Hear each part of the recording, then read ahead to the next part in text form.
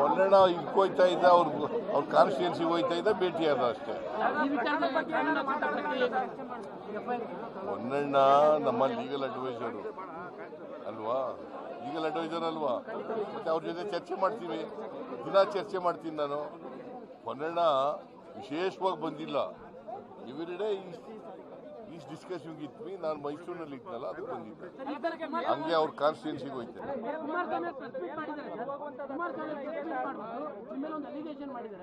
ರಾಜ್ಯಪಾಲರು ರಾಷ್ಟ್ರಪತಿಗಳ ರೀತಿ ನಡ್ಕೋತಾರೆ ಹಿಂದೆ ಹೇಳಿದ್ರಿ, ರಾಷ್ಟ್ರಪತಿಗಳು ಹೇಳಿದ್ರು ರಾಜ್ಯಪಾಲರು ನಡ್ಕೊಳ್ತಾರೆ ಹಿಂದೆ ಹೇಳಿದ್ರು. ಈಗ ಉಲ್ಟಾ ಹೇಳ್ತಾ ಇದ್ದಾರೆ, ಇದು ಡಬಲ್ ಸ್ಟ್ಯಾಂಡ್. ಏನು ಡಬಲ್ ಸ್ಟ್ಯಾಂಡ್? ಏನು ಹೇಳ್ತಾರೆ? ರಾಜ್ಯಪಾಲರು ರಾಷ್ಟ್ರಪತಿ ಹೇಳಿದ ರೀತಿ ನಡ್ಕೊಳ್ತಾರೆ, ರಾಜ್ಯಪಾಲರು ಯಾವುದು ರಾಜಕಾರಣ ಮಾಡಲ್ಲ ಅಂತ ಹಿಂದೆ ಹೇಳಿದ್ರು. ಎಲ್ಲಿ ಹೇಳಿದ್ದೆ? ನೀವು ಹಿಂದೆ ಹೇಳಿದ್ರೆ 2011.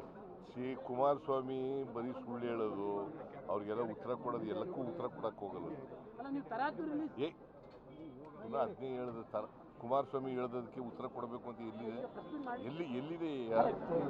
ಎಲ್ಲಿ ಕೊಡಲೇಬೇಕು ಅಂತ ಎಲ್ಲಿದೆ? ನಾನು ಕೊಡಲ್ಲ ಇದಕ್ಕೆ. ಕುಮಾರಸ್ವಾಮಿಗೆ ಉತ್ತರ ಈ ವಿಚಾರದಲ್ಲಿ ಕೊಡಲ್ಲ.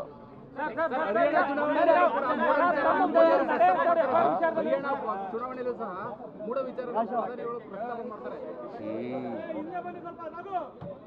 ಅವರ ಪಾರ್ಟಿನಲ್ಲಿ ಬಹಳಷ್ಟು ಜನ ಭ್ರಷ್ಟಾಚಾರಿಗಳಿದ್ದಾರೆ. ಅದ್ರ ಬಗ್ಗೆ ಮೊದಲು ಸರ್ ಮಾಡಲಿ. ಭ್ರಷ್ಟಾಚಾರಿಗಳಿದ್ದಾರಲ್ಲ ಅವರ ಇದರಲ್ಲಿ. ಈಗ ನರೇಂದ್ರ ಮೋದಿಯವರು ಹಿಂಬನ್ಬರ್ಗ್ ಬಗ್ಗೆ ಯಾಕೆ ಮಾತಾಡಲ್ಲ? ಮಣಿಪುರದ ಬಗ್ಗೆ ಯಾಕೆ ಮಾತಾಡಲ್ಲ? ಯಾಕೆ ಮಣಿಪುರಕ್ಕೆ ಹೋಗಿಲ್ಲ? ಯಾಕೆ ನೀವು ಹೋಗಿಲ್ಲ? ಹಿಂಬನ್ಬರ್ಗ್ಗೆ ರಾಹುಲ್ ಗಾಂಧಿ ಅವರು ರೈಸ್ ಮಾಡಿದ್ರು, ಅದ್ರ ಬಗ್ಗೆ ಯಾಕೆ ಮಾತಾಡಲ್ಲ? ಅಲ್ಲ, ನಿನ್ನೆ ಕೆಡಿಪಿ ಔಟ್ಪುಟ್ ಏನು ಅಂತ ಪ್ರಶ್ನೆ ಮಾಡಿದ್ದಾರೆ.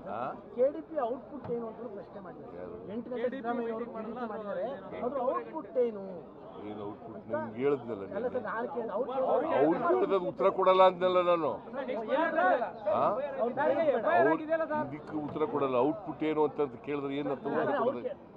ನಿಮ್ಗೆ ಹೇಳಿದ್ನಲ್ಲ ಔಟ್ಪುಟ್ ಏನು ಅಂತ. ನಿನ್ನೆ ನಿಮ್ ಕೆಲ ಪ್ರೆಸ್ನವ್ರಿಗೆಲ್ಲ ಹೇಳಿದ್ದೀನಲ್ಲ, ಅದೇ ಔಟ್ಪುಟ್.